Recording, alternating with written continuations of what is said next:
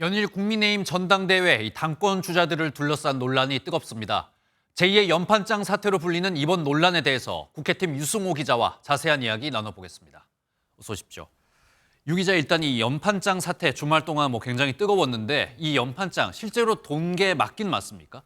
예, 맞습니다. 일부 인사들이 원외 당협위원장들에게 전화 연락을 돌린 건 사실입니다.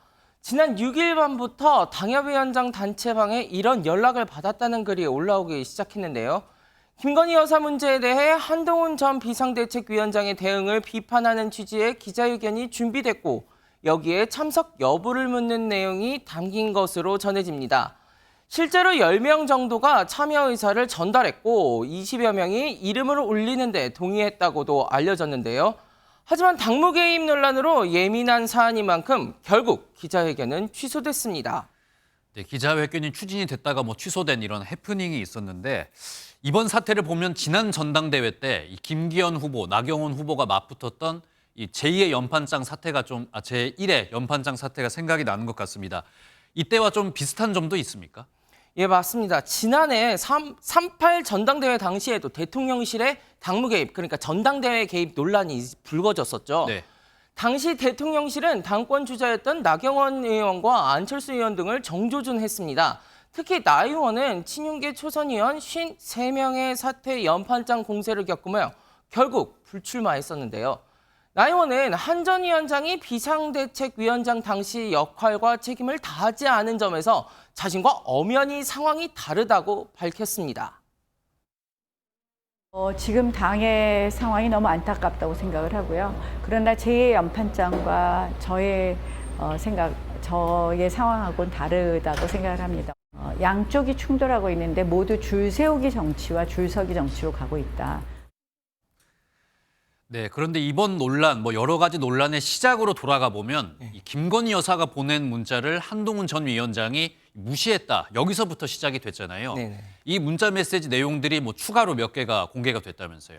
예, 김 여사가 한 전 위원장에게 처음으로 문자 메시지를 보낸 건 지난 1월 15일이었습니다. 네. 당시 김 여사 측에서 명품백 논란 사과에 대해 무조건 시키는 대로 하겠다라는 취지의 메시지를 보낸 것으로 알려졌죠.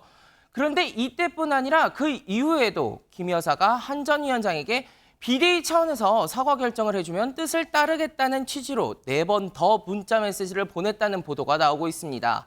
친윤계는 바로 이 점을 들어 한 전 위원장이 김 여사의 요청을 묵살한 게 맞다고 주장하고 있는 겁니다. 반면 한 전 위원장 측은 김 여사의 책임론 언급에 방점을 찍고 있는데요.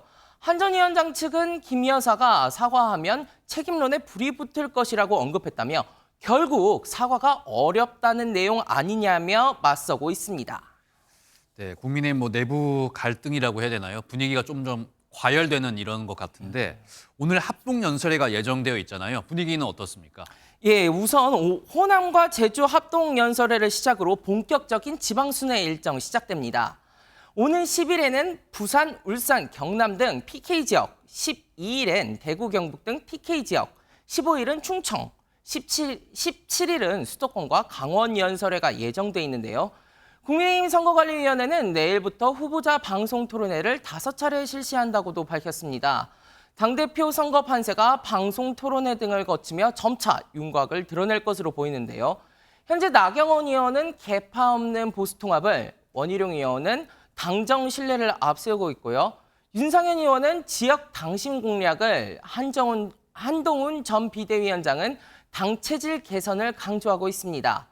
앞서 살펴본 김건희 여사 문자 무시 논란과 최혜병 특검법 등을 두고 후보들 간의 치열한 공방이 예상됩니다. 네, 오늘 말씀 여기까지 듣겠습니다. 지금까지 국회팀 유승호 기자였습니다.